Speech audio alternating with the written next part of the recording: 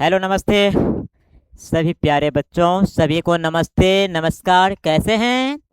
उम्मीद करते हैं कि आप लोग बहुत अच्छे होंगे, स्वस्थ होंगे और मस्त होंगे। तो आइए मेरे प्यारे दोस्तों, आप लोग कैसे हैं? पुनः एक बार आप लोग को स्वागत है मेरे channel YouTube Munna sir Bihar ID पर। तो हाँ मेरे प्यारे दोस्तों, आज हम लोग वास्तविक संख्या यानी रियल नंबर के लेक्चर खत्म होने के बाद ऑब्जेक्टिव को हम लोग आज सीखेंगे, देखेंगे, अध्ययन करेंगे, चिंतन मनन करेंगे। तो आइए मेरे प्यारे दोस्तों, आपको तो पता है कि हम स्टार्टिंग में समय बहुत कम लेते हैं क्योंकि क्वेश्चन से ज़्यादा बात करते हैं। तो मेरे प्यारे बच्चों, आप लोग तैयार है कि नहीं? चलिए एक दूसरे को भी कनेक्ट कर लीजिए और तैयार हो जाइए। और आज का जो सीला बात है कि खाओ पियो मौज मस्ती करो हिसाब से। खाओ पियो मौज मस्ती करो हिसाब से। दुनिया में कुछ करना है तो प्यार करो किताब से, प्यार करो किताब से। तो आइए मेरे प्यारे बच्चों, वास्तविक संख्या के तमाम ऑब्जेक्टिव को हम लोग देखेंगे, जितना हो सके देखेंगे। पुनः बच जाएगा तो पार्ट 2 में भी देख लेंगे। तो आइए पहले क्वेश्चन आपके सामने प्रस्तुत है। पहला क्वेश्चन है कि 625 का अभाज्य गुणनखंड में 5 का अधिकतम घात है। 625 का अभाज्य गुणनखंड में 5 का अधिकतम घात पूछा गया है। तो 6 से 25 को हम लोग अभाज्य गुणनखंड करेंगे। तो 5 एकम 5, 1 पे 2 12, 5 दूना 10, 2 पे 5 25, 5 6 25। पुनः 5 से भाग देंगे, 5 दूना 10, 2 पे 5 तो 5 6 25। पुनः 5 से हम लोग भाग देंगे, 5 6 25। यानी 6 से 25 को हम लोग गुणनखंड किए तो 5 का पावर 4 हुआ। तो क्वेश्चन है 6 से 25 का अभाज्य गुणनखंड में 5 का अधिकतम घात कितना होगा? तो 5 का अधिकतम घात 4, यानी 5 कितने बार आया है? 4। तो इसी को घात या पावर बोला जाता है। दूसरा क्वेश्चन है, यदि दो संख्याओं का एचसीएफ 25 और एलसीएम 50 हो तो गुणनफल होगा। यदि दो संख्याओं का एचसीएफ 25 और एलसीएम 50 हो तो इसका गुणनफल क्या होगा? यानी एचसीएफ को गुना करना है एलसीएम से। तो आपको एचसीएफ है 25 और एलसीएम है 50। 25 पंच 125 और 0 बैठा दो, 1250 है कहीं? हाँ, ऑप्शन नंबर ए में छुपा हुआ है 12 से 50। बेटा क्या देख रहे हो, क्या सीख रहे हो? क्लास 10 के मैथमेटिक्स चैप्टर वास्तविक संख्या के ऑब्जेक्टिव। क्योंकि लेक्चर खत्म हो गया तो ऑब्जेक्टिव से बात करते हैं, और एग्जाम में आपको पता है ना ऑब्जेक्टिव कितना बड़ा कारगर रिजल्ट के लिए साबित होता है। आइए ना तीसरा क्वेश्चन देखते हैं।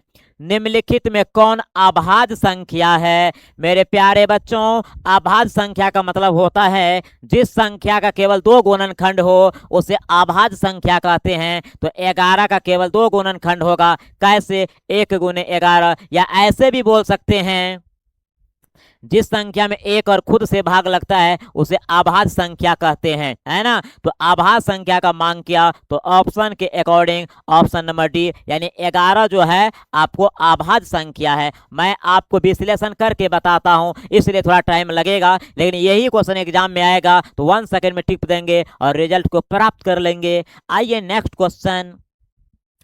ए तथा बी 100 अभाज्य कहलाते हैं यदि एचसीएफ बराबर है। यदि ए और बी दो संख्या है, कब वह संख्या कहलाएगा 100 अभाज्य? तो जब दो संख्या का महत्तम 1 होता है तो उसे 100 अभाज्य संख्या कहते हैं। जैसे मान लीजिए 8 है और 25 है ना। तो इसका हम लोग एचसीएफ निकालेंगे तो 2 गुना 4, 4 दूना 8। फिर 25 को हम लोग चेक करेंगे, 5 गुने 5। यहाँ पर कुछ भी कोई ऐसा अंक नहीं है जो मिलता है, क्योंकि एचसीएफ के लिए कॉमन होना चाहिए। तो आपका एचसीएफ 1। तो ये जिस दो संख्या का महत्तम, जब दो संख्या का महत्तम 1 होता है तो वह दोनों संख्या जो युग्म होता है वह 100 अभाज्य कहलाते हैं। तो क्वेश्चन आपका क्या है कि ए तथा बी 100 अभाज्य कहलाते हैं यदि एचसीएफ बराबर हो। जब दो संख्या का महत्तम 1 हो जाता है तो वह 100 अभाज्य संख्या कहलाते हैं। समझ में आवता रू बउआ? हाँ। 35 25 के अभाज्य गुणनखंड में 3 का अधिकतम घात है, यानी 3525 के अभाज्य गुणनखंड में 3 का अधिकतम घात कितना होगा। तो 35 और 25 जो है यानी 3525, तो इसका हम लोग गुणनखंड करेंगे। पहले चेक करो 3 से कटेगा कि नहीं। 5 2 7, 5 12, 12 3 15, है ना। संख्या में जो अंक है अंकों को जोड़कर, है ना, अंकों का योगफल यदि 3 से कट जाता है तो वह संख्या भी कट जाएगा। 3 एकम 3, 3 एकम 3 2, 2 पे 2 22, 3 7 21, 1 पर 5 15, 3 5 15। अब चेक करो 7 5 12, 12 13 14, अब नहीं कटेगा, यानी 3 कितना मर्तबा आया, 1 मर्तबा। इसलिए ऑप्शन नंबर ए आपका सही है। 3525 के अभाज्य गुणनखंड में 3 का अधिकतम घात कितना होगा, तो 1 होगा। कितना, 1। निम्न में कौन शांत दशमलव रूप है।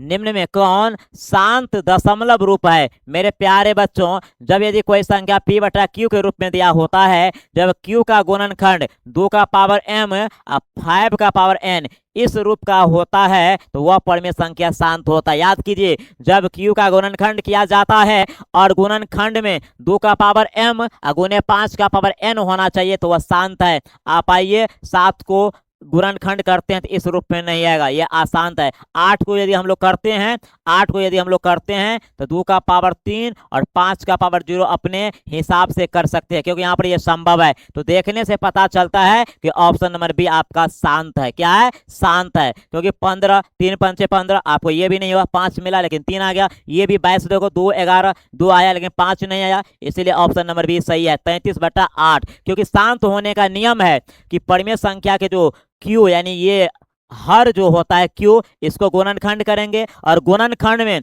2 का पावर m होना चाहिए और 5 का पावर n होना चाहिए। तो यहाँ पे 33/8 जो है मेरे प्यारे बच्चों, 33/8 को यदि p बटा q हम मानते हैं तो 33/8 के जगह पे 2 का पावर 3 और 5 का पावर 0 बराबर p बटा q। q देखो, q जो है इस नियम का पालन करता है, इसलिए ऑप्शन नंबर बी सही सही सही है। निम्न में कौन अपरिमेय संख्या है। अपरिमेय बोला है, अरे देखने से पता चलता है कि अपरिमेय है, क्योंकि आपने सिद्ध किए थे लेक्चर में। सिद्ध कीजिए √3 एक अपरिमेय संख्या है, ये आपको परिमेय है, क्योंकि 16 का वर्गमूल 4 होगा, ये दोनों कट जाएगा, 2 बचेगा ये। तो निम्न में से अपरिमेय संख्या कौन है, यानी निम्न में कौन अपरिमेय संख्या है, तो √3 जो है अपरिमेय संख्या है। पाई निम्न में से क्या है। पाई मेरे प्यारे दोस्तों क्या है, पाई एक अपरिमेय संख्या है, लेकिन पाई का मान 22/7 ये परिमेय संख्या है, लेकिन पाई एक अपरिमेय संख्या है। 48, 72 तथा 108 का एचसीएफ होगा। मेरे प्यारे बच्चों, 48, 72 और 108 का क्या बोला है, एचसीएफ क्या होगा। तो 48 को हम लोग टुकड़ा करो यानी गुणनखंड, 24 दूना 48, 12 दूना 24, 2 6 के 12 और 2 तिया 6। तो आपको एचसीएफ पूछा है ना दोस्त। चलिए 48 को हम लोग गुणनखंड किए तो इस तरह का नजारा पेश हुआ। 72 को हम लोग करेंगे, किसका गुणनखंड करेंगे, 72 का। चलिए 72 को 36 दूना 72, 18 दूना 36, 2 9 18, 3 तिया 9, यानी 2 आया है 3 बार। कितने बार, और 3 आया है 2 बार। 108 का हम लोग गुणनखंड करेंगे, 108 का हम लोग गुणनखंड करेंगे। तो 108 में आइए, 2 5 6 10, 2 चौक 8, फिर देखो 2 दूना 4, 2 7 14, यानी 27 मरतबा, 3 9 27 और 3 तिया 9। 2 आया है 2 बार और 3 आया है 3 बार। मेरे प्यारे प्यारे मेरे प्यारे बच्चों, एचसीएफ निकालना है। देखो 2 2 2 मिल गया, बाहर निकालिए। फिर 2 मिल रहा है, इसको भी बाहर निकालिए। उसके बाद इसमें 2 है, इसमें भी है, इसमें खत्म। 3 देखो, 3 कॉमन मिल रहा है। तो मेरे बच्चों 2 दूना 4, 4 तिया 12, यानी देखो आपका एचसीएफ कितना निकल गया, 12। यानी ये सब क्वेश्चन आपको कभी कभी सब्जेक्टिव में भी आता है कि ऐसे क्वेश्चन आता है 48, 72 तथा 108 का एचसीएफ और एलसीएम ज्ञात कीजिए अभाज्य गुणनखंड विधि से। लेकिन यहाँ पर तो आपको ऑब्जेक्टिव में पूछा है ना, तो आपको जिस विधि से मन होगा बनाइएगा। और एचसीएफ हमारे यहाँ पे कितना निकल गया 12, और हमें 12 जो है ऑप्शन में भी मिल गया। तो आइए मेरे प्यारे बच्चों, निम्नलिखित में से कौन परमीय संख्या है? परमीय संख्या जो अपरमीय संख्या इक्वल टू अपरमीय, ये आपको अपरमीय संख्या है, ये आपको अपरमीय संख्या है। बिल्कुल √5 भी अपरमीय संख्या है। तो √12 बट्टा √3 परमीय संख्या है। कैसे? तो √12 बट्टा √3, तो 12 को हम लोग जो गुना वर्गमूल निकालेंगे तो 2√3 अब बट्टा √3, ये दोनों कट गया तो 2 आपका एक परमीय संख्या है। इसीलिए देखिए कितनी अच्छी से मजाक किया है, कितने अच्छे तरीका से मजाक किया है कि निम्नलिखित में कौन परमीय संख्या है? तो √12 बट्टा √3 ये आपको परमीय संख्या है। निम्नलिखित में किसका दशमलव प्रसार शांत नहीं है? ये शांत है। अब 6/15 को आप लोग चेक कीजिए मेरे प्यारे बच्चों, P बट्टा Q करके, तो 3 दूना 6, 3 पंचे 15, ये भी आपको शांत है क्योंकि 5 का पावर 1 है, 2 का पावर 0 कर देंगे, ये भी आपको शांत है। अब ध्यान दीजिए 17/512 इसको भी गुणनखंड करेंगे इस रूप में आ जाएगा, यानी Q का गुणनखंड 2 का पावर m गुने 5 का पावर n के रूप में। लेकिन 29/343, तो 29/343 जो है 29/343 बट्टा P/Q, तो 29/343 किसका पावर है? 7 का पावर 3। तो शांत होने के लिए क्या होना चाहिए? शांत होने के लिए इस तरह का आपको स्ट्रक्चर मिलना चाहिए। लेकिन देखिए 29/343 जो है शांत नहीं है, ये अशांत है। यानी शांत का मतलब क्या होता है? शांत का मतलब ये होता है कि किसी संख्या में यदि भाग दिया जाता है कोई दूसरी संख्या से, तो दशमलव के बाद भी शेष 0 आ जाना चाहिए। अगर दशमलव देने के बाद शेष यदि 0 नहीं आता है, हमेशा बार बार वह रिपीटेड होता है, तो वह अशांत है ना। तो शांत का मतलब दशमलव के बाद भी शेष 0 आ जाना चाहिए। जैसे 3 में यदि हम 4 से भाग देते हैं तो देखो 0.4 2, फिर दशमलव अगर डाल दिए हो तो 0 डाल सकते हो, है ना, ये दशमलव है, ठीक है। आपको 4 5 20, 4 5 20, तो कहने का मतलब 3/4 जो है ये आपको शांत है। लेकिन अगर हम 4 में 3 से भाग देंगे, अगर हम 4 में 3 से भाग देते हैं तो देखिए 3 से भाग देते हैं 4 में, 3 1 कम 3 1 दशमलव 0, 3 तिया 9, फिर 1 है ना 0, 3 तिया 9, फिर 1, ये रिपीटेड होता जाएगा। तो आपको 4/3 जो है ये अशांत है, और इसी को हम लोग लिख देते हैं 1.3 और ऊपर में रेकरिंग डाल देते हैं। समझ में आया मेरे दोस्तों? तो शांत होने के लिए हर का गुणनखंड 2 का पावर m गुने 5 का पावर n के रूप में होना चाहिए। और ये क्वेश्चन या कोई भी क्वेश्चन इस टॉपिक के उसी बच्चे को बनेगा जिसे कंसेप्ट पूरा क्लियर है, लेक्चर पूरा समझ में आ गया था। 2 धन पूर्णांक a तथा b के लिए इतना में कौन सही है? जब आपको बताया गया था a बराबर b गुने q प्लस r में कुछ नियम बताया गया था। क्या बताया गया था? कि r जो होता है कबो कबो 0 निकलेगा, उसके बाद r जो होगा दूसरा नंबर r जो है मेरे दोस्तों 0 से बड़ा निकलेगा, है ना। उसके बाद कुछ और बताया गया था, और r और b के संबंध में ये था कि हमेशा b बड़ा होगा। चेक कीजिए इसमें कौन आपको मैच कर रहा है। r 0 भी हो सकता है, r 0 से बड़ा भी हो सकता है, और r हमेशा b से छोटा होगा। तो ये ऑप्शन नंबर बी आपका सही जा रहा है। इसमें से कोई आपको ऑब्जेक्टिव में आ सकता है। तो ये कंसेप्ट है, ये थ्योरी है ना। चलिए नेक्स्ट क्वेश्चन देखिए, 26 और 91 का एचसीएफ क्या होगा? 26 है ना, 2 को 13, 13 दूना 26, 91, 13 सत्ते 91, 13 सत्ते 91। एचसीएफ की जरूरत है, जो मिलता है उसे एचसीएफ कहा जाता है, यानी कॉमन होना चाहिए। तो देखिए ऑप्शन नंबर ए आपका सही है। बिल्कुल, आपको लगता होगा इतनी आसानी से कैसे बन जाता है। हाँ तो मेरे प्यारे दोस्तों, आसानी से बनाने के लिए आपको कंसेप्ट पूरा क्लियर होना चाहिए, एकदम टनाटन होना चाहिए। नेक्स्ट क्वेश्चन, 2 या 2 से अधिक अभाज्य संख्या का एचसीएफ है, यानी 2 या 2 से अधिक अभाज्य संख्या का एचसीएफ क्या होगा? लीजिए 3 अभाज्य संख्या है, 5 अभाज्य संख्या है, 7 अभाज्य संख्या है, 11 अभाज्य संख्या है। क्यों? कि जिस संख्या का केवल 2 गुणनखंड हो उसे अभाज्य संख्या कहते हैं। तो लीजिए भाई 3 1 गुने 3 कर सकते हैं, 5 1 गुने 5 कर सकते हैं, 7 1 गुने 7 कर सकते हैं। तो इसका महत्तम कितना होगा? 1। दो या दो से अधिक अभाज्य संख्याओं का एचसीएफ 1 होता है और एलसीएम उसका गुणनफल होता है। कंसेप्ट की बात है, दो या दो से अधिक अभाज्य संख्या का एचसीएफ 1 होता है।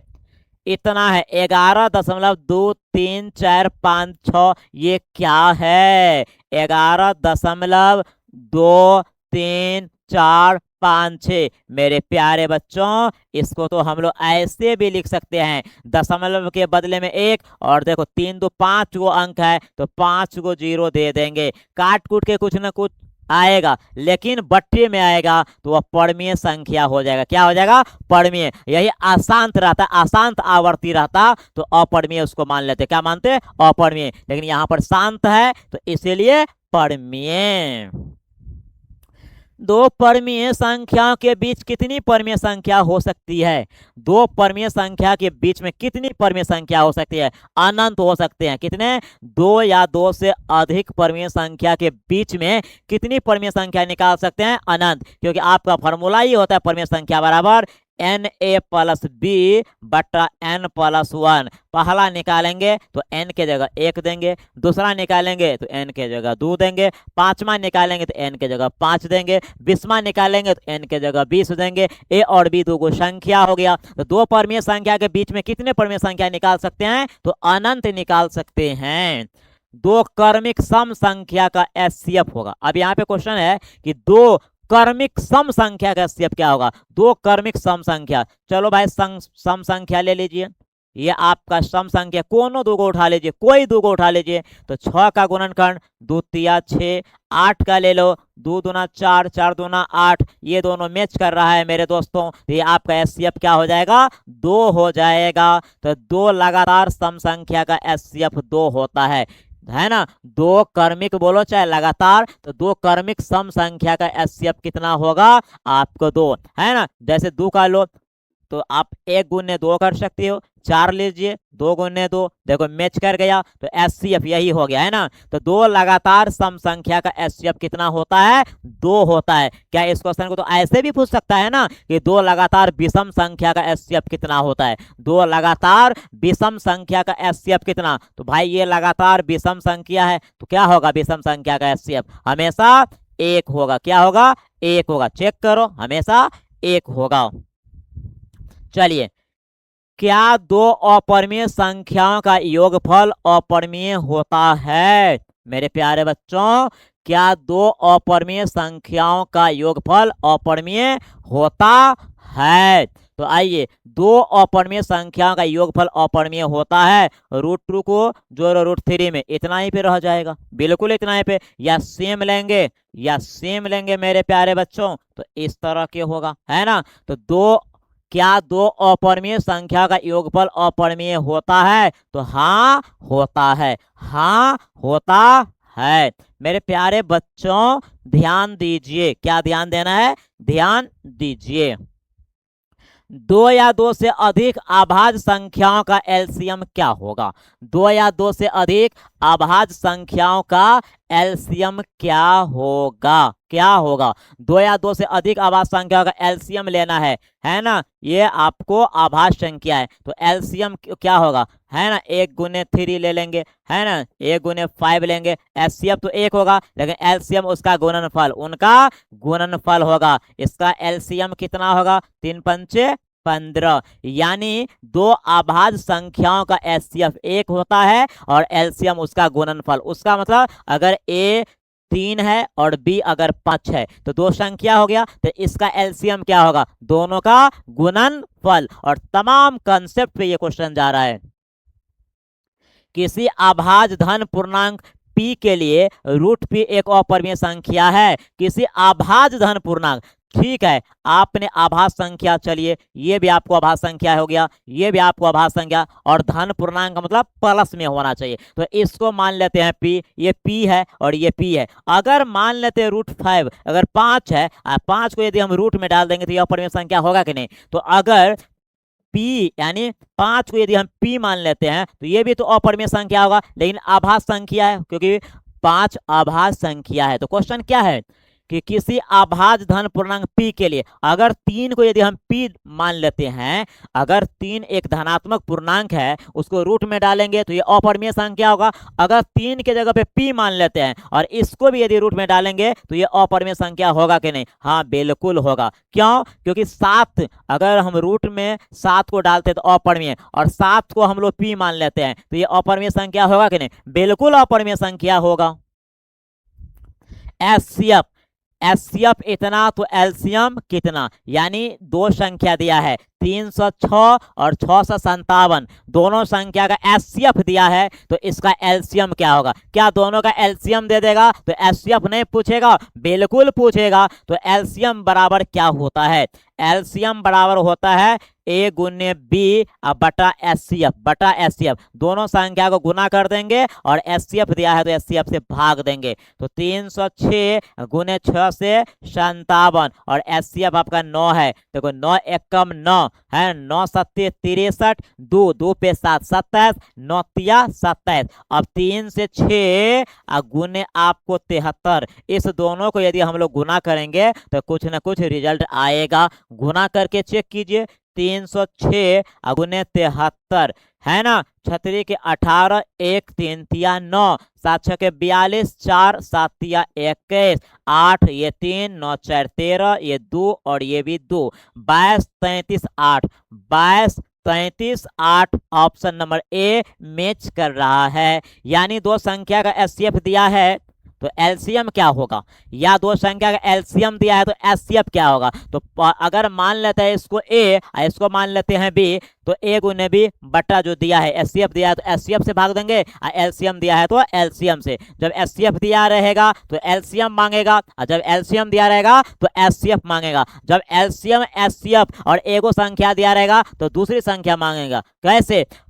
ए गुने बी बराबर ए गुने बी बराबर एचसीएफ गुने एलसीएम, यानी पहली संख्या गुने दूसरी संख्या बराबर एचसीएफ गुने एलसीएम, है ना। पहली संख्या गुने दूसरी संख्या बराबर एचसीएफ गुने एलसीएम, है ना, एलसीएम। तो ये 4 टर्म है तो 4 टाइप का क्वेश्चन पूछेगा, बिल्कुल पूछेगा, पूछा जाता भी है। निम्नलिखित में कौन परमीय संख्या है?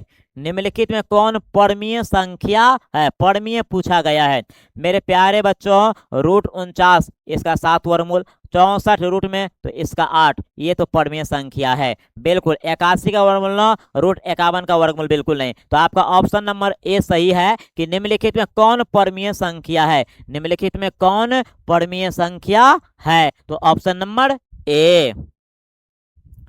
निम्न में कौन सी संख्या अपरिमेय है? यहाँ पर अपरिमेय पूछा गया है।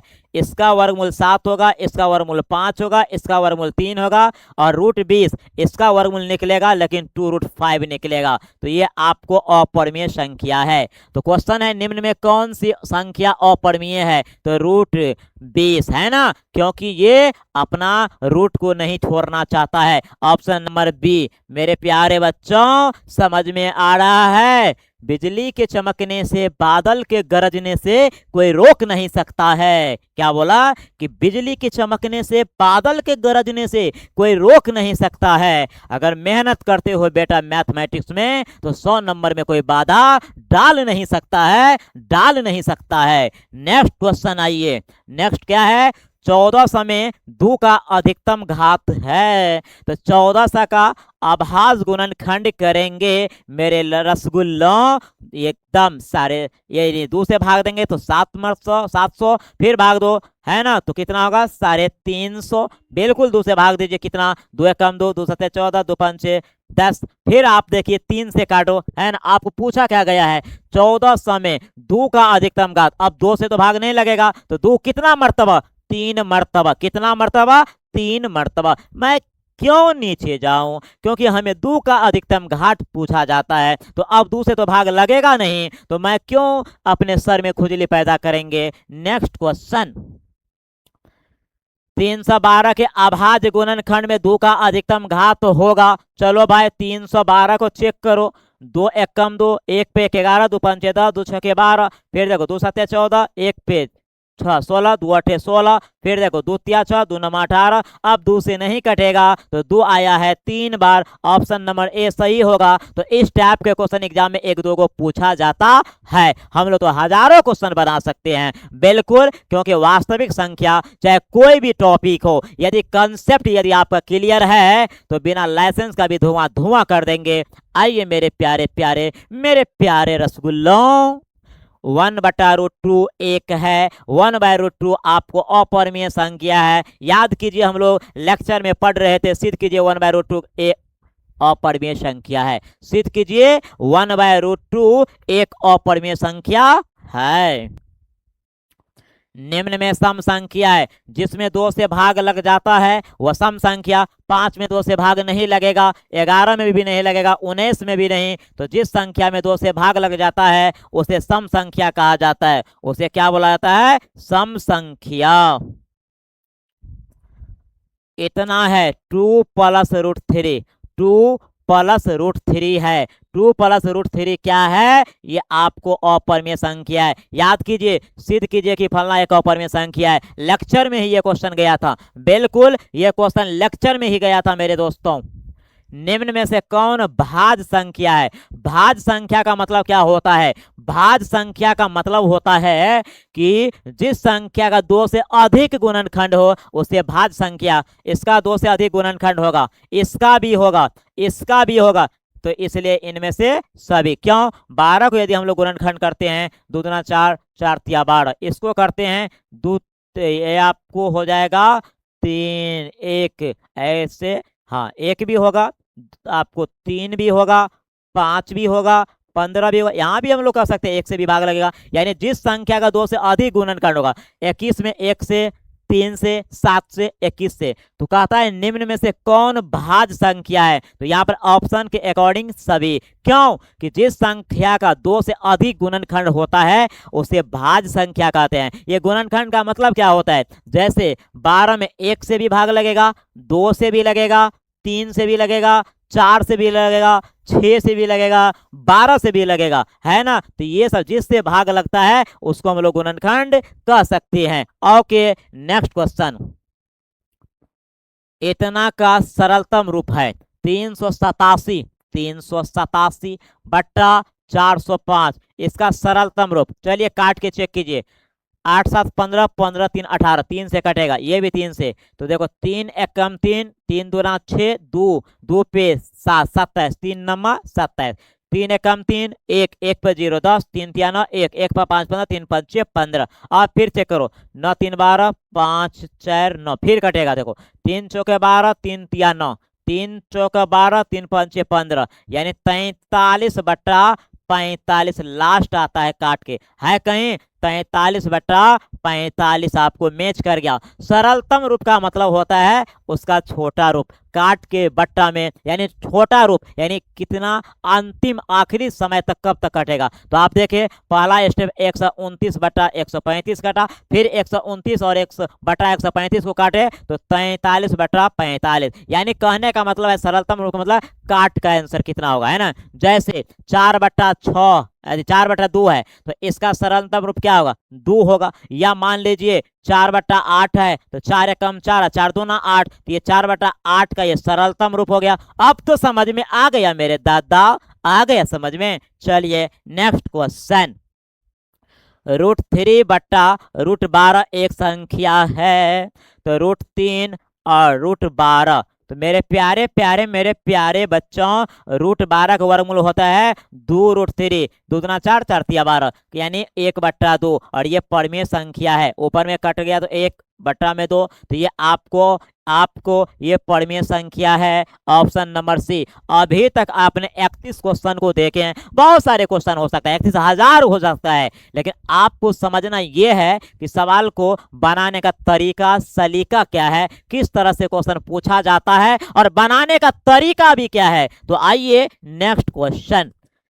इतना किस प्रकार की संख्या है? ये ए प्लस बी और ए माइनस बी, तो ए स्क्वायर अब माइनस बी स्क्वायर, 3 का स्क्वायर 9 और रूट का स्क्वायर रूट कैंसिल, 9 में से 3 जाएगा 6, ये 6 परमीय संख्या है। Option number B, option number B, नीचे में कुछ नहीं तो एक, तो ये परमीय संख्या, ये क्या है? परमीय संख्या। सबसे छोटी आभाज्य संख्या क्या है? आभाज्य संख्या का मतलब ये होता है जिसका केवल 2 गुणनखंड हो। तो 2 जो है आपका, इसमें 1 और 2 से भाग लगेगा, तो सबसे छोटी आभाज्य संख्या जो है आपको 2 हो गया। सबसे छोटी आभाज्य संख्या जो आपका है आपको 2, 3 भी है लेकिन 3 से पहले 2 आता है, तो सबसे छोटी आभाज्य संख्या 2। निम्न में कौन विजातीय है? विजातीय का मतलब क्या होता है? यानी अपने जात को छोड़ देना, है ना। तो 3/5 ये परमीय संख्या है। √16/√4 तो 4/2 ये परमीय संख्या है ना। 25/9 परमीय संख्या, लेकिन √2/5 ये आपको अपरमीय संख्या। √2/5 ये अपरमीय संख्या, ए आपको परमीय संख्या, बी नंबर भी आपको परमीय संख्या, डी भी परमीय संख्या, लेकिन सी क्या है? अपरमीय। तो क्वेश्चन क्या है कि निम्न में कौन विजातीय है? तो यहाँ पर ऑप्शन सी √2/5 ये अपरमीय संख्या है। समझ लो मेरे बाबा, समझ गे लो। यूक्लिड विभाजन विधि से ज्ञात किया जाता है। यूक्लिड विभाजन विधि से ज्ञात किया जाता है केवल एचसीएफ। यूक्लिड विभाजन एल्गोरिदम विधि से केवल महत्तम ज्ञात किया जाता है, लेकिन अभाज्य गुणनखंड विधि से एचसीएफ और एलसीएम दोनों ज्ञात किया जाता है। हाँ ना मेरे प्यारे दोस्तों, जीत कर उसे दिखाइए जो तुम्हें हार का इंतजार करता है। जीतकर उसे दिखाइए जो तेरे हार का इंतजार नहीं, न जाने कितने मंदिरों में जाके दुआ करता है, उसके छाती पे चढ़ के एकदम अपने जीत का परचम लहराइए, तब समझेंगे बेटा आप समझदार है। 11/25 का दशमलव प्रसार है, 11/25 का दशमलव प्रसार है, तो 11 में भाग देंगे 25 से, तो ये दशमलव 0 देता है शोभा बढ़ने के लिए, तो 25 चौके 100, आपको ये हो जाएगा 10, 0 बैठा सकते हैं, 25 चौके 100 यानी 0.44, 0.44। देखा कितना गजब का क्वेश्चन सेट किया है। ऐसे ही मजाक किया जाता है मैथ में बेटा, ये मैथ है, मैगी नहीं है। 672 तथा 120 का एचसीएफ होगा। 6,72 तथा 120 का एचसीएफ पूछा गया है, तो 6 का गुणनखंड आपको 2 तिया 6 हो जाएगा। 72 का गुणनखंड 2 दूना 4, 4 दूना 8, 8 तिरिक 24, 24 तिया 72। 120 का गुणनखंड कीजिए, दुकान 2 दूना 4, 4 दूना 8, 8 तिरिक 24, 24 पंचे 120। हम लोग को प्रैक्टिस में है, याद भी रहता है तो कर ले, आपको उधर रॉप कर लेना है। देखिए ये मिल गया, 2 बाहर निकाल दो, 3 भी लगता है मिल गया, बाहर निकाल दो, यानी महत्तम कितना निकल गया, जिसको हम लोग अंग्रेजा में एचसीएफ कहते हैं, तो महत्तम आपको 6 निकल गया। यदि भाग एल्गोरिदम ए बराबर इतना में ए का मान इतना है, बी का मान इतना है, आर का मान इतना है, तो क्यू का मान कितना है? ए बराबर बी गुने क्यू प्लस आर, तो चेक करो क्या सब दिया है। ए का मान आपको 37 दिया है, तो ए के जगह पे 37 डालो। बी का मान आपको 4 है, 4 डालो। क्यों मुझे पता नहीं है, आर का मान 1 है। आप ही लोग बताइए मेरे प्यारे प्यारे मेरे प्यारे बच्चों, ये 4Q + 1 हो गया, ये आपको 1 इधर आएगा तो 4Q हो गया, ये आपको 36 बराबर 4Q हो गया। Q का मान निकालेंगे तो 36/4 हो जाएगा। Q बराबर 4 नमा 36, यानी 9 आंसर आता है। कैसे? अगर Q के जगह पर 9 देंगे तो 9 चौका 36 और 36 1 37। ये तो आपको हम बनाकर समझाए हैं, लेकिन देखने से ही पता चलता है कि यहाँ इधर 37 है, तो 4 9 36 और 36 1 37, 1 सेकेंड में बना देते हैं, लेकिन आपको समझाने के लिए हम बता दिए हैं कि इस तरह से आंसर आप निकाल सकते हैं, इस तरह से आप सवाल को ऑपरेशन कर सकते हैं। सब्जेक्टिव में यदि पूछेगा तो ऐसे ही बना देंगे, ठीक है। तो आपको इसमें से कभी ये दोनों दे देगा, ये छुपा लेगा, कभी ये दोनों देगा, ये छुपा लेगा। 1 2 3 4, 4 गो टर्म है, तो 4 एंगल से क्वेश्चन आ सकता है। चलो नेक्स्ट क्वेश्चन, 22/7 निम्नलिखित में क्या है? निम्नलिखित में है 22/7 आपको परमीय संख्या है। परमीय संख्या क्यों कि पाई जो है एक अपरिमेय संख्या है, लेकिन पाई का मान क्या है? परमीय संख्या। 22/7 परमीय संख्या। निम्नलिखित में कौन यौगिक है? यौगिक को ही भाज्य संख्या बोला जाता है। यौगिक को ही भाज्य संख्या बोला जाता है। समझ में आया? तो इसमें चेक करो, है ना, ये आपको आभास संख्या है तो केवल 2 गुणनखंड, इसका भी केवल 2 गुणनखंड, इसका भी केवल 2 गुणनखंड, लेकिन इसका जो है 2 से अधिक गुणनखंड होगा। मेरे प्यारे बच्चों कि निम्न में कौन यौगिक संख्या है? तो 2 या 2 से अधिक, 2 या 2 से अधिक ऐसी संख्या जिसका 2 से अधिक गुणनखंड होते हैं उसे भाज्य या यौगिक संख्या कहते हैं, है ना। यहाँ पर ऑप्शन नंबर बी आपका सही आंसर है। निम्नलिखित में कौन परमीय संख्या है? देखो परमीय संख्या जो अपरमीय संख्या केवल अपरमीय ही होगा। ये देखो भाई, ये भी अपरमीय संख्या, ये भी अपरमीय संख्या, तो ये क्या हो जाएगा? परमीय संख्या। क्यों? क्योंकि आपको 10 आप प्लस √100 दिया है, तो √100 का वर्गमूल 10, तो 10 10 कितना हो जाएगा? 20। तो ये परमीय संख्या हुआ ना, इसलिए ऑप्शन नंबर बी आपका सही आंसर है। 156 के अभाज्य गुणनखंड में 2 का घातांक होगा, यानी 156 के अभाज्य गुणनखंड में 2 का घात पूछा गया है। तो 2 7 14, 2 8 16, है ना। फिर देखो 2 3 6, 2 9 18, अब 2 से भाग नहीं लगेगा, तो 156 के अभाज्य गुणनखंड में 2 का अधिकतम घात कितना होगा? तो 2 होगा। ऑप्शन नंबर बी आपका सही आंसर। किसी धनात्मक पूर्णांक q के लिए प्रत्येक धनात्मक विषम पूर्णांक का रूप होता है। विषम के लिए पूछा गया है, तो ऑप्शन नंबर सी आपका सही होगा।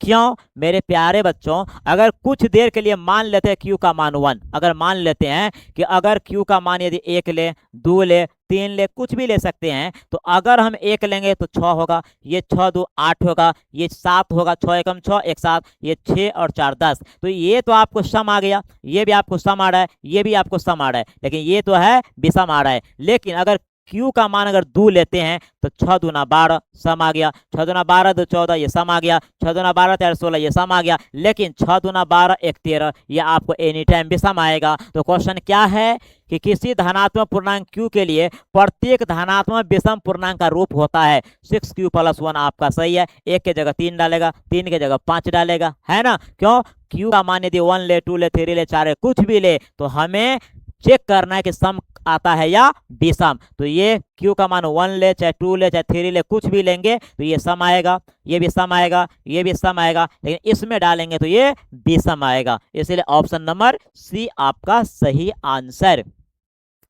निम्नलिखित में कौन सी सबसे छोटी प्राकृत संख्या है?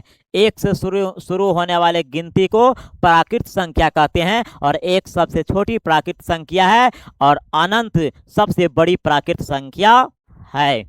निम्नलिखित में कौन अपरिमेय संख्या है? निम्नलिखित में कौन अपरिमेय संख्या है? देखिए आपको चेक करना है। √9 का वर्गमूल 3 होता है, इसका वर्गमूल 4 होता है, इसका वर्गमूल 11 होता है, लेकिन √8 का जो वर्गमूल होगा तो 2√2 होगा। ये आपको अपरिमेय संख्या है। क्या है? अपरिमेय संख्या। तो आपको पूछा है कि निम्नलिखित में कौन अपरिमेय संख्या है। निम्न के मतलब नीचा होता है, निम्न के मतलब नीचा, लिखित माने लिखल, यानी नीचे जो 4 गो ऑप्शन लिखा गया है उसमें कौन अपरिमेय संख्या है। तो ये सब क्वेश्चन तो एकदम नादानी क्वेश्चन है भाई। 125 तथा 425 का महत्तम समापवर्तक होगा। Oh my God! तो 125 और 425 का महत्तम समापवर्तक आपको ऑब्जेक्टिव में पूछा गया है, चाहे किसी भी विधि से आप निकाल सकते हैं ना जी। चलिए 125 का यदि हम लोग गुणनखंड कर लेते हैं तो 5 दूना 10, ये 25 पंचे 125 होता है, फिर ये 5 ये 25, ठीक बा। अगर हम 125 को टुकड़ा करते हैं तो 5 गुने 5 गुने 5, फिर आप लीजिए 425 का लीजिए, यूक्लिड विभाजन भी बैठा सकते थे, इसको ए मानते इसको बी, तो हमें एचसीएफ मांग रहा है ऑब्जेक्टिव में। अब 425 का हम लोग गुणनखंड कर लेते हैं। चलिए 5 से 5 8 40, 2 पे 5, 2 पे 5 25, तो 5 25, फिर देखो 5 से कटेगा, 5 से कम 5, 3 पे 5, 3 पे 5 15, 3 पे 5 35, 5 7 35। अब देखो यहाँ पर आपको हो गया 5 गुने 5 गुने 17, ये मैच कर रहा है, ये मैच कर रहा है, ये मैच किया, ये मैच किया, इसमें से निकालो, इसमें से निकालो, ये आपको 25 महत्तम निकलता है। कितना? ऑप्शन नंबर सी आपका सही आंसर हो जाएगा, क्योंकि ऑब्जेक्टिव में पूछा है ना भाई। तो ऑब्जेक्टिव में आप यूक्लिड विभाजन से बनाओ चाहे आभाज्य गुणनखंड विधि से बनाओ, आपको आंसर में क्लिक लगाना है। अगर आप इसको ए मानते हैं, इसको बी मानते हैं, तो ए बराबर बी गुने क्यू प्लस आर पे बैठा के, है ना, आप एचसीएफ निकाल लेते हैं। 200 के अभाज्य गुणनखंड में 2 का अधिकतम घात, है ना, ये सब क्वेश्चन कई बार आया है मेरे दोस्तों।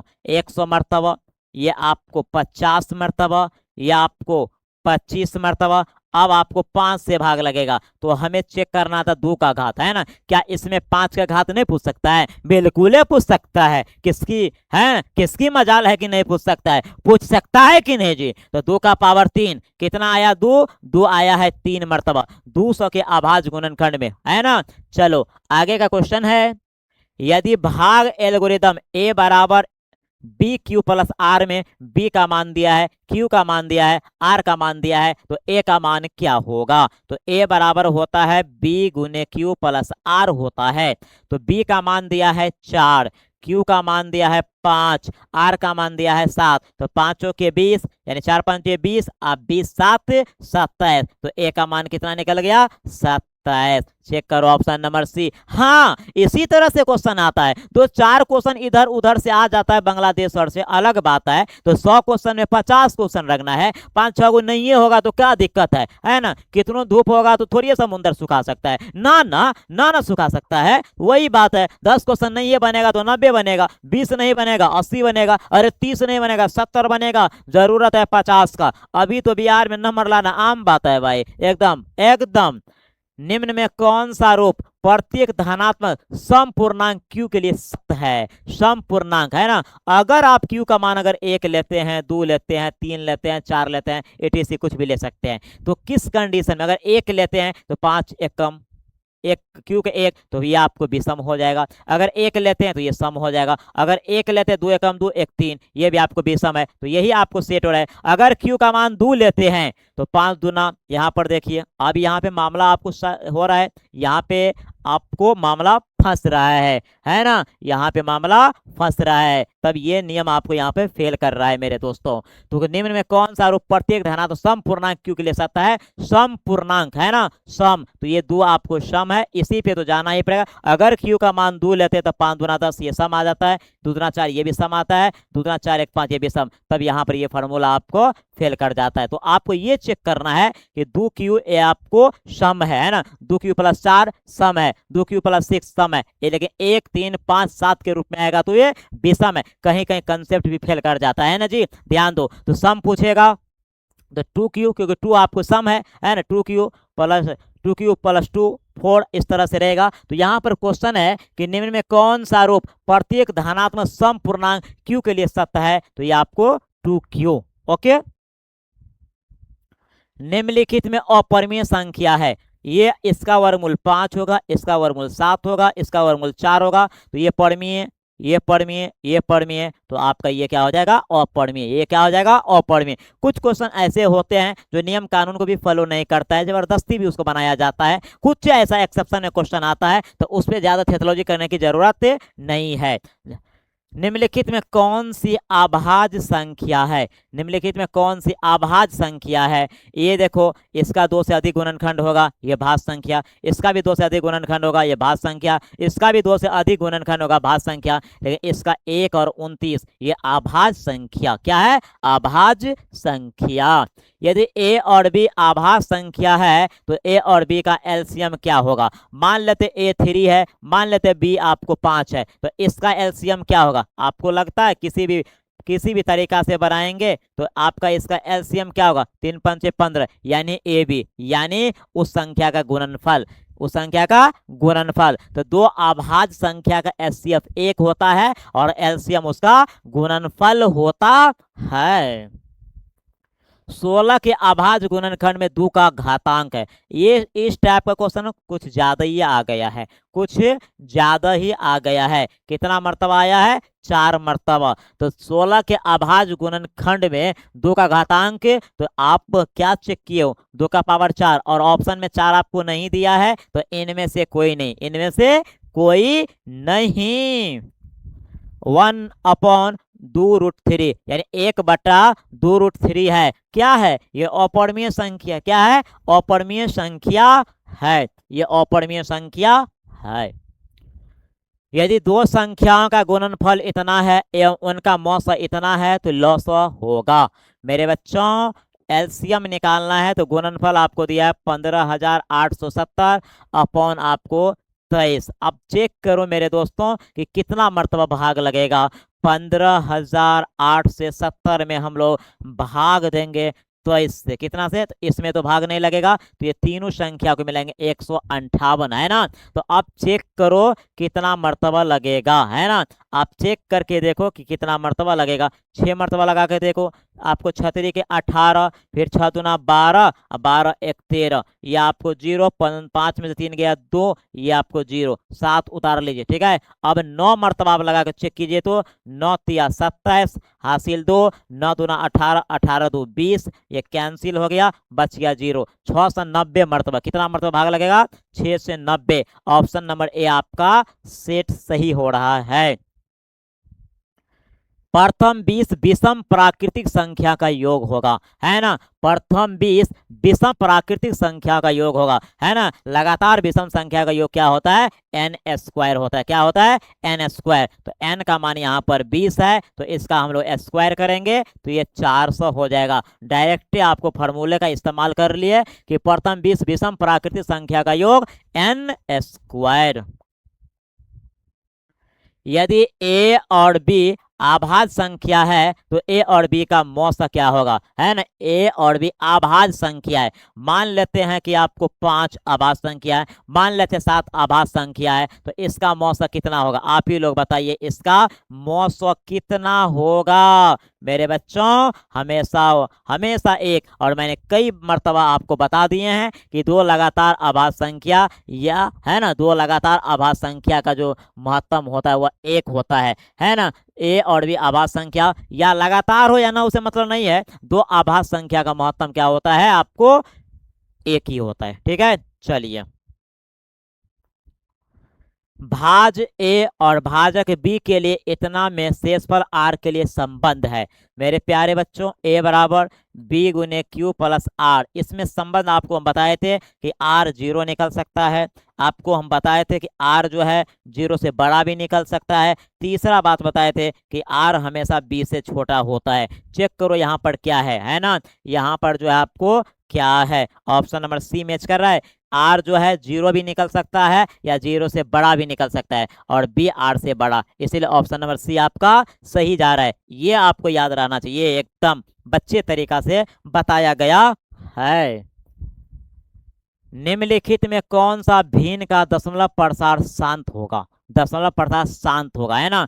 तो आप p बटा q यदि मानते हैं तो q का गुणनखंड क्या होना चाहिए? 2 का पावर m और 5 का पावर n। आप चेक करके देखो मेरे दोस्तों, किसका? 17/105 है, तो 105 का गुणनखंड करके चेक कर लो ना क्या होगा। 2 5 6 10, है ना। आपको दूसरे तो कटवे नहीं करेगा भाई, ये है ना, बिल्कुल नहीं करेगा। 5 दूना 10, 5, ये तो आसान है, ये बिल्कुल आसान है। फिर 2 से 10 को चेक करके देखो, है ना। 2 एकम 2, 105 मरतबा। फिर चेक करो, 2 5 6 10, ये 2 से कटवे नहीं करेगा, ये बिल्कुल नहीं। फिर इसी तरह ये भी आपको आसान है।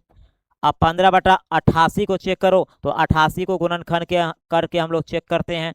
44 मरतबा, 22 मरतबा, ये 11, ये भी नहीं है, तो आपका आंसर तो यही हो जाएगा 3/160। क्यों? 160 को हम लोग गुणनखंड करेंगे तो चेक करो, 2 8 16, फिर 40 मरतबा, ये आपको हो जाएगा 20 मरतबा, ये 10 मरतबा, ये 5। देखो 2 का पावर m अगुने 5 का पावर n, इस पे आपको सेट कर रहा है, यानी हर का गुणनखंड में 2 और 5 आना चाहिए। पावर कुछ है उससे मतलब नहीं है। तो ऑप्शन नंबर डी जो है आपका शांत है। क्या है? शांत है। कैसे? आप लेक्चर पढ़े थे ना जी, इस क्वेश्चन में लेक्चर पढ़े थे, बिना लंबी विभाजन प्रक्रिया के बताइए कि निम्न परमीय संख्या शांत है या अशांत है, वहां से क्वेश्चन डाला गया है। निम्नलिखित में कौन परमीय संख्या नहीं है? परमीय संख्या नहीं है। ये परमीय संख्या है क्योंकि वर्गमूल 5 होगा, ये परमीय संख्या है, ये परमीय संख्या है, तो कौन अपरमीय संख्या है यहाँ पर? √11। तो निम्नलिखित में कौन परमीय संख्या नहीं है? तो परमीय संख्या जब नहीं है तो क्या होगा? तब ये अपरमीय संख्या होगा। क्या हो जाएगा? तब अपरमीय संख्या होगा। 96 का अभाज्य गुणनखंड क्या है? चलिए भाई 96 को ले लीजिए। 2 चौका 8, 2 अठे 16, फिर देखो 2 दूना 4, 2 चौका 8, फिर देखो 12 दूना 24, फिर देखो 2 छके 12, फिर देखो 2 तिया 6, यानी 2 का पावर आपको 5, 2 का पावर 5। 96 बराबर 2 का पावर 5 अगुने 3 का पावर 1 है। चेक करो कहाँ पे मिल रहा है आपको। ऑप्शन नंबर सी मैच कर रहा है। √7 है। √7 क्या है? अपरमीय संख्या। क्या है दोस्तों? अपरमीय संख्या। √7 गुने √3 क्या है? तो √7 को यदि हम √3 से गुना करेंगे तो 7 या 21, ये भी तो आपको अपरमीय संख्या भाई, ये भी तो आपको अपरमीय संख्या है, बिल्कुल अपरमीय संख्या है ना। 65 तथा 117 का मौसा इतना के रूप में है तो m का मान क्या होगा? चलिए 65 और 117 का सबसे पहले आप लोग महत्तम निकालिए। 65 का और 117 का है ना, तो 13 पंचे 65, और ये आपको होगा 3 तिया 9, 9 13 नम्मा 117, 3 तिया 9 13 नम्मा 117। तो इसका एचसीएफ कितना निकलेगा आपको? इसका एचसीएफ निकल जाएगा 13। अब ध्यान दीजिए कि यदि 65 तथा 117 का मौसा इतना के रूप के हैं तो m का मान क्या होगा? मेरे प्यारे बच्चों 65m माइनस 117, और आपको महत्तम कितना दिया है? 13 दिया है। चेक कीजिए 65m, इधर आपको 117 माइनस उधर जाएगा तो प्लस हो जाएगा। 65m इसको जोड़ेंगे तो 7 3 10, ये आपको 3 और ये आपको 1, 130 हो जाएगा। और हमें किसका मान निकालना है? हमें m का मान निकालना है। तो 130 बटा 65, हम 130 में अगर 65 से भाग देते हैं तो 2 मरतबा। चेक करो ऑप्शन भी आपका सही मैच कर रहा है या नहीं। मेरे प्यारे बच्चों वास्तविक संख्या में हम लोग ऑब्जेक्टिव को अभी एकदम तोड़ रहे हैं, फोड़ रहे हैं, है ना, धुआं धुआं कर रहे हैं। तो इस सवाल में क्या था? इन दोनों संख्या का महत्तम इसके रूप में दिया था, तो है ना, तो महत्तम निकाल के अब महत्तम बराबर इसको कर दिए, कैलकुलेशन करके m का मान निकल गया। संख्या 144 और 372 का मौसा क्या होगा? है ना, तो 144 को गुणनखंड करते हैं, 2 सते 14, 2 दूना 4, 36 दूना 72, 18 दूना 36, 2 नमा 18, 3 तिया 9। तो 144 का गुणनखंड हुआ 2 गुने 2 गुने 2 गुने 2, 4 मरतबा, और 3 आया है 2 मरतबा। उसके बाद है 372। चलिए 372 का हम लोग गुणनखंड करते हैं, है ना। इसको अगर a मानेंगे तो इसको भी यूक्लिड विभाजन से भी निकाल के हम चेक कर लेंगे, क्योंकि हमें ऑब्जेक्टिव पूछा गया है। चलिए 2 एकम 2, 1 पे 7 17, 2 अठे 16, फिर 1 पे 2 12, 2 छके 12, 2 नम 18, 2 तिया 6, है ना। अब 3 से कटने की स्थिति में 3 तिया 9 3 12 कट जाएगा, 3 तिया 9 3 एकम 3, अब नहीं कटेगा। तो चलो क्या हुआ, ये आपको 2 गुने 2 गुने 3 गुने 31 क्या पूछा है? महत्तम पूछा है, यानी एचसीएफ पूछा है। 2 मैच कर रहा है, 2 निकाल दो, फिर 2 मैच कर रहा है, फिर 2 को निकाल दो, 3 आपको मैच कर रहा है, 3 को निकाल दो, दूना 4, 4 तिया 12, यानी 12 आपको महत्तम होता है। क्यों? क्योंकि जब दो संख्या का महत्तम या तीन संख्या का महत्तम निकाला जाता है और उसको अभाज्य गुणनखंड करते हैं तो जो अंक सभी परिवार में मिलता है उसी को बाहर किया जाता है। सभी परिवार का मतलब हुआ कि यहाँ पर 144 और 372 यानी दो को परिवार है, तो इस परिवार का गुणनखंड और इस परिवार का गुणनखंड जो अंक मिलेगा उसको बाहर किया जाता है एचसीएफ के लिए। लेकिन एलसीएम में क्या है, जो मिलता है उसका अधिकतम पावर और जो नहीं मिलता है उसको भी लिया जाता है। तो क्या समझ गया मेरे रसूल्ला? बात यह है कि यदि आपको कंसेप्ट पता है, आपको सब्जेक्टिव यदि ठीक ठाक से होता है, यदि आपको चैप्टर का नॉलेज है तो बिल्कुल 98% आपका ऑब्जेक्टिव अपने आप बन जाएगा। दो लगातार संख्याओं का मौसा है, दो लगातार संख्याओं का मौसा। जैसे ये आपको संख्या मान लेते हैं, दो लगातार संख्या किसी को कहीं से उठा लीजिए, इसका मौसा क्या होगा? दो लगातार संख्याओं का मौसा क्या होगा? मान लेते ये 12 है, ये 13 है, कोई भी ले लीजिए, किसी का भी ले लीजिए, दो लगातार संख्याओं का मौसा क्या होगा, है ना? अगर आप ले ले 13 14 या 12 13 या 2 3 कोई लीजिए, अगर 12 13 ले रहे हैं तो कोई दिक्कत नहीं, दूना 4, 4 तिया 12, 1 गुने 13 है। इसमें मिल रहा है कोई अंक? नहीं मिल रहा है, तो नहीं मिल रहा है तो महत्तम क्या होगा? 1। तो दो लगातार संख्याओं का मौसा क्या होता है? 1 होता है। दो लगातार संख्याओं का मौसा कितना होगा? 1 होगा। बिल्कुल सही है, हाँ बिल्कुल सही है। सबसे छोटी अभाज्य और सबसे छोटी भाज्य संख्या का गुणनफल है। क्या गजब की पारी खेला है क्वेश्चन, ये क्वेश्चन क्या गजब की पारी खेला है। क्वेश्चन है कि सबसे छोटी अभाज्य, तो सबसे छोटी अभाज्य संख्या 2 है और सबसे छोटी भाज्य संख्या का गुणनफल है, तो सबसे छोटी भाज्य संख्या ये 4 है। ध्यान दीजिए, तो सबसे छोटी अभाज्य, तो सबसे छोटी अभाज्य और सबसे छोटी भाज्य, तो सबसे छोटी भाज्य 4 हो गया। क्यों? क्यों? जिसका 2 से अधिक गुणनखंड होते हैं उसे भाज्य संख्या कहते हैं, और इसका गुणनफल करें 4 दूना 8। तो लो भाई, ऑप्शन नंबर सी। कितने गजब की पारी खेला ये क्वेश्चन, कितने अच्छे क्वेश्चन है ना? सब क्वेश्चन आपको किताबों में नहीं डाला जाता है, कुछ कॉमन सेंस लगाकर भी क्वेश्चन को सेट किया जाता है। दो संख्याओं ए और इतना का लॉस इतना है और मौसा इतना है, तो ए का मान क्या होगा? दो संख्याएं ए और इतना का लॉस इतना, मौसा इतना, तो ए का मान क्या होगा? मेरे प्यारे दोस्तों, पहली संख्या गुने दूसरी संख्या बराबर एचसीएफ गुने एलसीएम, ऐसे फॉर्मूला होता है।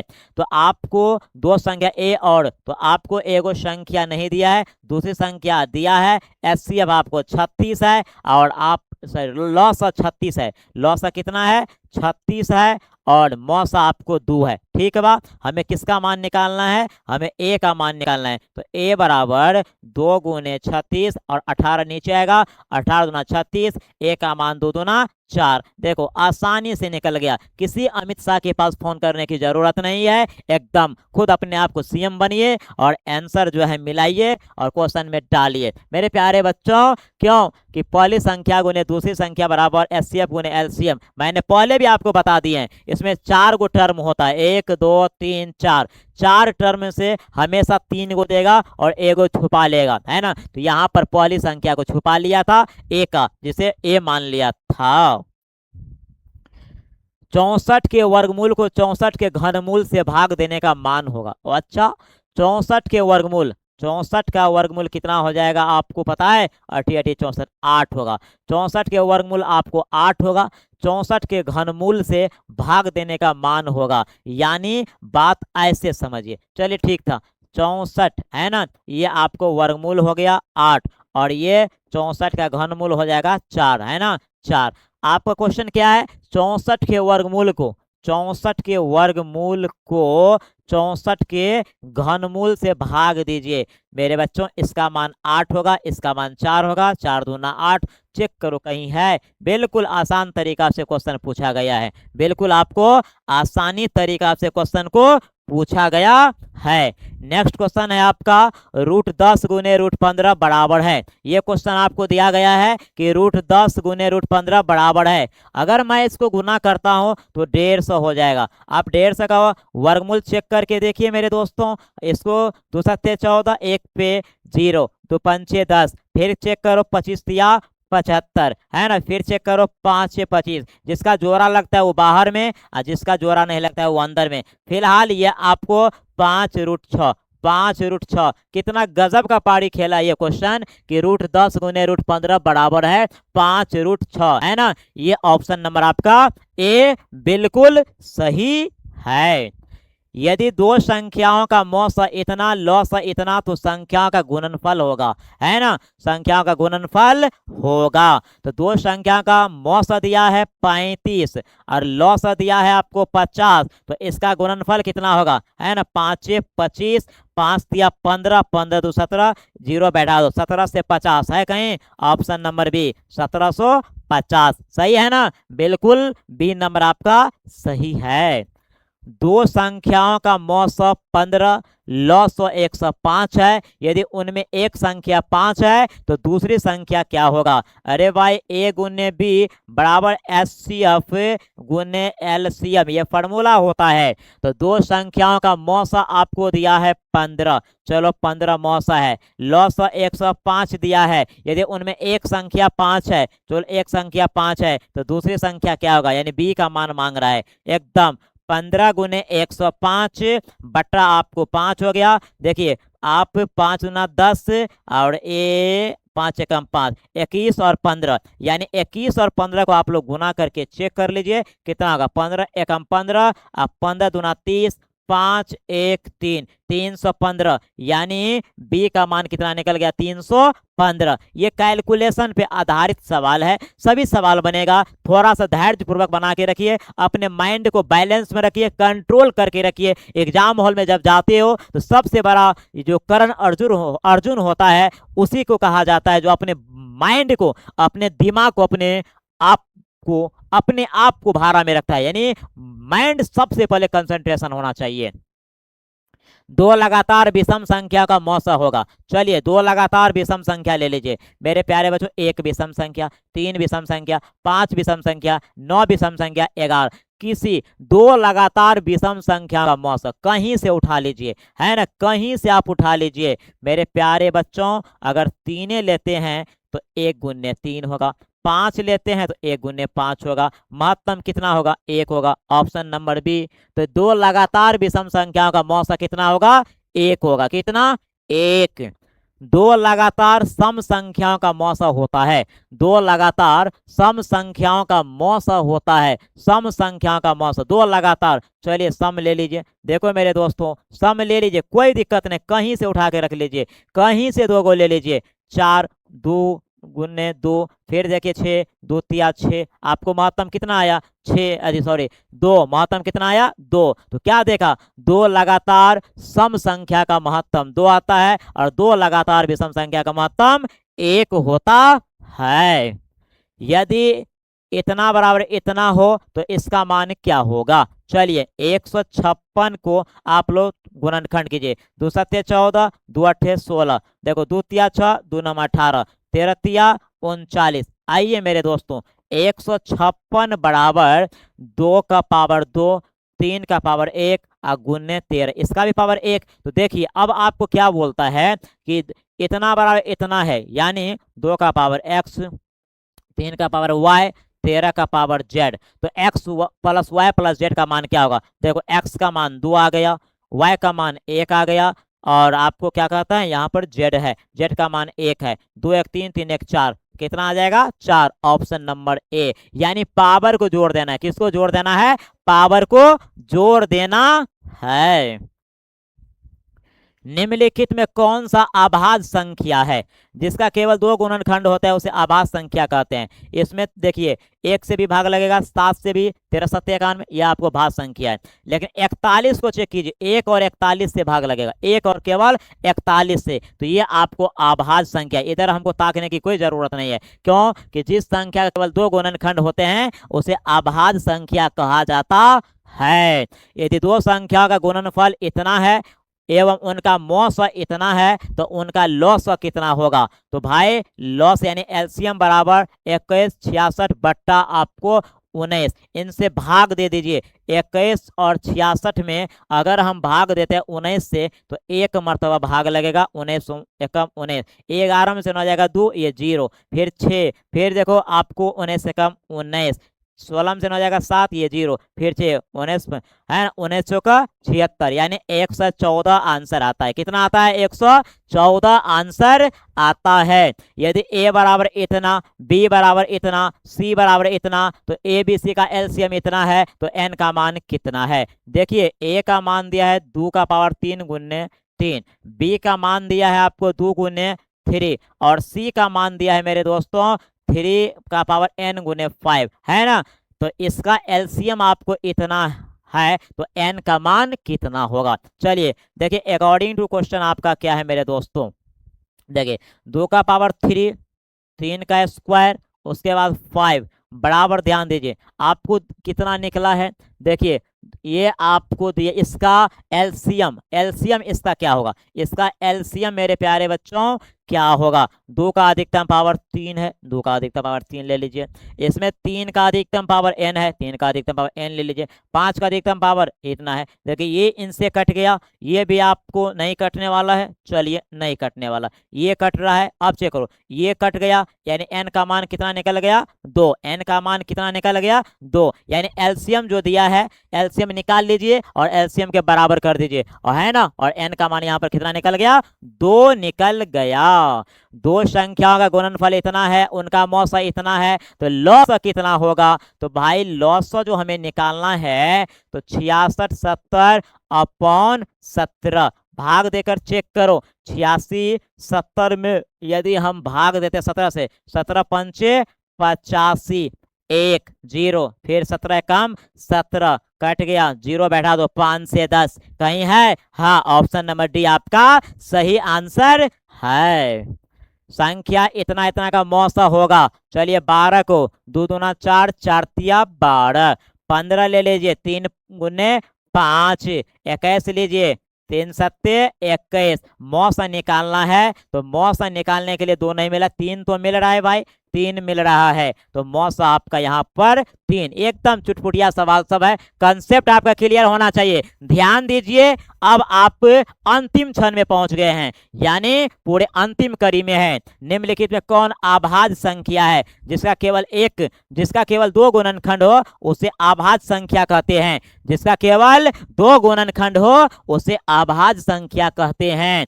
निम्नलिखित में कौन सा युग्म 100 आभाज्य है? चेक करो किसका महत्तम 1 निकलता है, तब पता चलेगा 100 आभाज्य है ना। 14 को चेक करो, 2 सत्ते 14, फिर 35 को देखो, आपको 35 को देखिएगा तो कितना होगा? 7 पंचे 35, है ना, 7 35, महत्तम 7 निकल गया, ये आपको 100 आभाज्य नहीं है। 18 25 को चेक कीजिए, 2 तिया 6, 6 के 18, फिर 25 को चेक कीजिए, 5 25, इसका महत्तम आपको 1 आता है, ये आपको 100 आभाज्य है। इसको इधर चेक करने की कोई जरूरत नहीं है, क्यों कि जिन 2 संख्या का महत्तम 1 होता है उसे 100 आभाज्य कहते हैं। उसे क्या बोलते हैं? 100 आभाज्य। रूट 10 गुने 15, तो 15 दहन का 150 हो जाएगा, है ना। तो भाई रूटे में जाएगा ना भाई, जब रूट में जाएगा तो ये आपको अपरिमेय संख्या ही रहेगा। क्या हो जाएगा? ये आपको अपरिमेय संख्या ही होगा। ये क्या होगा? अपरिमेय संख्या। नेक्स्ट क्वेश्चन आप देखिए, रूट 81/2 है, तो रूट 81/2 जो है, 81 का वर्गमूल 9 होता है बट्टा 2, तो 9/2 क्या है? 9/2 आपको परमीय संख्या है, तो option number A, option number A आपका सही आंसर हो गया।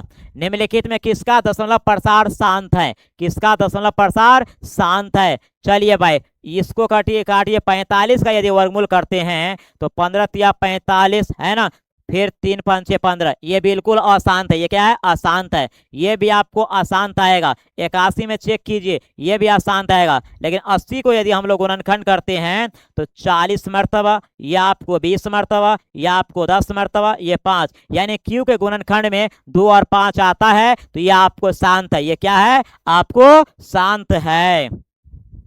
रूट 12 का परमीयकरण गुणांक है। रूट 12 को, है ना, 2 रूट 3, 2√3, 2×4=12, तो कितना हो जाएगा आपको, √12 का परमीयकरण गुणांक है, यानी 2√3 को कितना से गुना करें कि हमें परमीय संख्या हो जाएगा, तो √3 से, तब ना भाई आपको 6 होगा। तो √12 का परमीयकरण गुणांक है √3, क्या हो जाएगा, √3 हो जाएगा।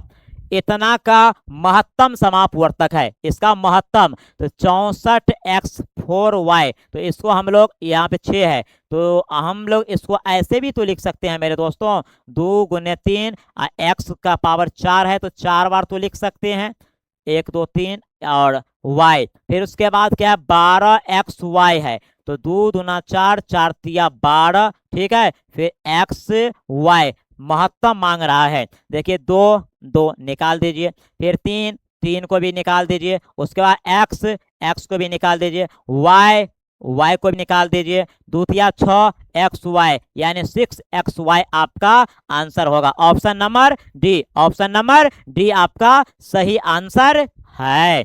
सबसे छोटी पूर्ण वर्ग संख्या जो इतना तथा इतना प्रत्येक से भाज्य हो सकता है, चलिए 16, 20 और 24 है ना, 24, इसका एलसीएम निकाल लीजिए। क्या निकाल लीजिए, एलसीएम, जिस विधि से मानो था उसी विधि से निकाल लीजिए, है कि नहीं, एकदम बच्चे वाले तरीका से भी निकाल सकते हैं, कोई बात नहीं, ऑब्जेक्टिव है कि नहीं भाई, बिल्कुल। 2×4 ये 5, 2×6, 3×5 15, 15×2 30, 30×60, 60×120, 120 को 12×24, 12 कितना हुआ भाई, चेक कर लो, एलसीएम निकालना है ना, 2×4, 4×8, 8×16, 16×5 80, और 80 को हम लोग 3 से गुना करेंगे, है ना, तो 8×3 = 24, 240 आता है, कितना आता है, 240। ऑप्शन नंबर आपका ए सही होता है। सबसे छोटी पूर्ण वर्ग संख्या जो 16, 20 तथा इतना प्रत्येक से भाज्य हो, तो इस कंडीशन में हम लोग क्या करेंगे, इसको लघुत्तम निकालेंगे, यानी एलसीएम निकालेंगे, तो 240 आपका सही आंसर है। यदि a बराबर इतना, b बराबर इतना, तो लॉस ऑफ क्या होगा, a का मान है 2 का पावर 3 गुने 3 गुने 5, फिर b का मान आपको है 2 का पावर 4 गुने 5 गुने 7। ध्यान दीजिए, हमें एलसीएम निकालना है, जो मिलता है उसका अधिकतम पावर लिया जाता है, और जो नहीं मिलता है उसको भी लिया जाता है। तो 2 का पावर 4 16 हुआ, 16×3 = 48, ये 48, 7×5 = 35, 7×5 = 35, तो 48 को 35 से गुना कीजिए, 8×5 = 40, 5 × 20, 4 24, 8×3 = 24, 4×3 = 12, 12×2 = 14, 0 8 4 2 6 1680 है, 1680। ऑप्शन नंबर डी आपका सही आंसर है, यानी ए का मान दिया है, बी का मान दिया है, तो एलसीएम क्या होगा, तो एलसीएम क्या होता है, जो मिलता है उसका अधिकतम पावर, और जो नहीं मिलता उसको भी लिया जाता है। नेक्स्ट क्वेश्चन आइए, क्या है, निम्नलिखित में किसका दशमलव प्रसार शांत है। मेरे प्यारे बच्चों, 15 का गुणनखंड करेंगे तो 3 गुने 5, ये अशांत है ना। अब चेक कीजिए, 6/35 है, इसको गुणनखंड करेंगे तो 5 गुने 7, ये भी आपको अशांत है। उसके बाद आप आइए 60 को, देखिए 60 को यदि गुणनखंड करते हैं तो कुछ देखने को मिलता है, 30 मर्तबा, या आपको 15 मर्तबा, फिर आपको नहीं, ये भी आपको अशांत है, तो क्या सही हो जाएगा, 11/160। क्यों, याद कीजिए, बिना लंबी विभाजन प्रक्रिया के बताइए कि निम्न परमीय संख्या शांत है या अशांत है, तो हम लोग क्या करते थे, p/q को, यानी q का गुणनखंड करते थे, और q का गुणनखंड में 2 का पावर 5 और 5 का पावर n होना चाहिए, यानी m और n पावर को दर्शाता है। अगर इस नियम का पालन करता है तो वह शांत है, अगर नहीं पालन करता है तो अशांत। और शांत का मतलब क्या होता है, दशमलव देने के बाद भी शेषफल 0 होना चाहिए, अगर शेष 0 नहीं होता है तो वह अशांत आवर्ती होता है, और उसको रेखिंग डालकर उसे ब्रेक लगा दिया जाता है। निम्नलिखित में से किसका दशमलव प्रसार शांत है, वही क्वेश्चन है अभी। देखो भाई, अगर आप 75 के तोड़ते हो, तो ये आपको 3 से तो कट जाएगा, 3 दूना 6, 3×5 = 15, फिर 5 6 25, नहीं 3 आ गया, बिल्कुल नहीं होगा। 88 को आप चेक कीजिए, ये 44 मर्तबा, फिर आपको 22 मर्तबा, फिर आपको 11 मर्तबा, नहीं 11 आ गया, ये भी अशांत है। उसके बाद आप 2 से 10 को तोड़िए, 2 से 10 को यदि तोड़ रहे हैं, 2 1 कम 2 0, 2×5 = 10, फिर आप 2×5 = 10, नहीं कटेगा 2 से, तो 3×3 = 9, 3 से भाग दीजिए, 3×3 = 9, और आपको ये 5, फिर देखिए 5 7 35, इसमें 2 5 तो आया लेकिन 3 7 भी आ गया, ये भी आपको आसान है। तो आंसर क्या सही हो जाएगा? ए। ऑप्शन को चेक करके भी ऑप्शन से भी ऑपरेशन कर देंगे। मेरे प्यारे बच्चों, कैसा मिजाज है तेरा बताइए, कैसा तेरा हाल है, कैसा तेरा चाल है बताइए। 1 घंटा का हम सफर कर लिए हैं। हम लोग पहुंचने वाले हैं नई दिल्ली के राजधानी, यानी भारत की राजधानी नई दिल्ली पहुंचने वाले हैं। थोड़ा सब्र कीजिए। निम्न में कौन अपरिमेय नहीं है? अपरिमेय नहीं है तो रूट 1 से 11 21 का वर्गमूल 11 होता है, यानी ये परमीय संख्या। क्या है? परमीय संख्या। 8 का पावर 0 और 2 का पावर 0, किसी भी संख्या का पावर 0 होता है तो उसका मान 1 होता है। 1 गुने 1 इक्वल टू 1, यानी ऑप्शन नंबर बी आपका बिल्कुल सही क्वेश्चन है। एक परमीय संख्या और एक अपरिमेय संख्या का योग कैसी संख्या है? मान लेते हैं परमीय संख्या ये है, मान लेते हैं अपरिमेय संख्या ये है, तो क्या हो जाएगा? अपरिमेय संख्या। क्योंकि ये कंसेप्ट पे जा रहा है। एक परमीय संख्या एवं एक अपरिमेय संख्या का गुणनफल क्या होगा? ये परमीय संख्या, अब मान लेते हैं ये अपरिमेय संख्या, तो क्या हो जाएगा आपको? अपरिमेय संख्या, है ना? क्या हो जाएगा? अपरिमेय। ऑप्शन नंबर बी आपका सही है, बिल्कुल सही है। निम्नलिखित में किसका दशमलव प्रसार शांत है? बिल्कुल यही शांत है। क्यों? क्योंकि 8 का जो हम लोग गुणनखंड करेंगे तो क्या हो जाए? 2 का पावर 3, अब 5 का पावर 0 लगा सकते हैं कि नहीं? इसलिए ऑप्शन नंबर ए सही है। इधर ताकने की क्या जरूरत है? क्यों? क्योंकि डी में तो ये नहीं ना दिया है कि इनमें से सभी, ये तो नहीं दिया है। बेटा मैथ पढ़ रहे हो, ये मैगी नहीं है। 35/50 क्या है? तो 35/50 बराबर P बटा Q। आप काट के चेक करो, 5 7 35, 5 दैन का 50, और हम इसको कर सकते हैं 2 गुने 5, यानी ये Q बराबर 2 का पावर M गुने 5 का पावर N इस नियम का पालन करता है, इसीलिए ये क्या है? शांत है ना? चलिए, एचसीएफ इतना तो एलसीएम कितना? दो संख्या का एचसीएफ दे दिया है तो एलसीएम आपको मांग रहा है। तो एलसीएम जब हम लोग निकालेंगे तो जो संख्या दिया है उसको गुना करेंगे, यानी पहली संख्या गुने दूसरी संख्या बटा एचसीएफ। तो 6 है एचसीएफ, काट दो, 6 नंबर 54, 336 को 9 से आप गुना कीजिए। 9 6 के 54, 9 तिया 27 5 32, 9 तिया 27 3 30, 30 24 है। बिल्कुल ऑप्शन नंबर ए बिल्कुल आपको मिल गया है, किसी से कोई पैरवी नहीं, ऑप्शन नंबर ए सही है। एलसीएम इतना तो एचसीएफ कितना? चलिए भाई, जो संख्या दिया है उसको गुना कीजिए और आपको एलसीएम दिया है 23 4 60। चलो भाई काट कूट के चेक करो, चेक करना है तुम्हें कितना आएगा। तो इस 460 में अगर हम लोग भाग देते हैं कितना से, अगर 92 से ही भाग देते हैं तो कितना मर्तबा लगेगा? आप ही लोग बताइए कितना मर्तबा? 2 मर्तबा तो लगना चाहिए। तो 2 दूना 4 और 9 दूना 18, 0 13 में से 8 जाएगा 5, ये कैंसिल, फिर 6 उतारिए। अब कितना मर्तबा मुझे भाग देना है? ये आपको 5 मर्तबा दीजिए। तो 5 दूना 10 और 9 5 45, 45 और 1 46, 6 10 में से 4 जाएगा आपको 6 और ये आपको 0, फिर आपको बच गया 0। अब ध्यान दीजिए कितना मर्तबा? 5 मर्तबा चेक करो, 460 यानी 255 मर्तबा। अगर 1 मर्तबा और 255 मर्तबा भाग लगाए। अब मेरे प्यारे बच्चों ध्यान दीजिए, अब इसको काटिए, 5 25, 5 एकम 5, फिर 5 एकम 5, ये आपको 0, 5 दूना 10, 1 से है ना, 5 एकम 5, 0 5 दूना, ठीक है। अब 51 एकम 51, 51 दूना 102, वाह मिल गया सी। देखिए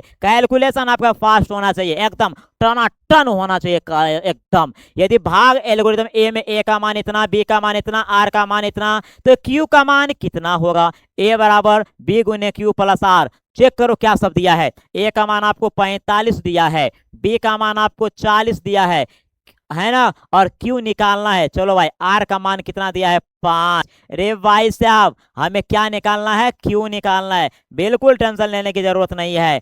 45 बराबर 40 क्यू प्लस 5। ध्यान दीजिए 5 इधर आएगा तो माइनस, इधर बच गया 40 क्यू। क्यू का मान निकालना है तो ये घटा के 40 बराबर ये 40 क्यू, तो क्यू बराबर 40/40, यानी क्यू का मान 1 है। हाँ बिल्कुल 1 है। क्यों सर? क्योंकि 40 से कम 40 है, 40 5 45। अगर हम चाहते ऑप्शन देखकर भी बना सकते थे बिल्कुल, लेकिन आपको सब्जेक्टिव के अकॉर्डिंग लेके चले गए, इसलिए ऑप्शन नंबर सी सही है। इतना है। देखिए अशांत आवर्ती है, और जब भी अशांत आवर्ती आएगा, जब भी रिपीटेड क्वेश्चन आएगा अशांत आवर्ती, तो वह अपरिमेय संख्या होता है। क्या होता है? अपरिमेय संख्या होता है। तो मेरे प्यारे प्यारे मेरे प्यारे रसगुल्लों, आज आप लोग ने कमाल कर दिए हैं, एकदम वास्तविक संख्या का ऑब्जेक्टिव को फाड़ के रुमाल बना दिए हैं। आइए मेरे प्यारे दोस्तों, तब तक के लिए धन्यवाद। मिलते हैं छोटे से ब्रेक के बाद।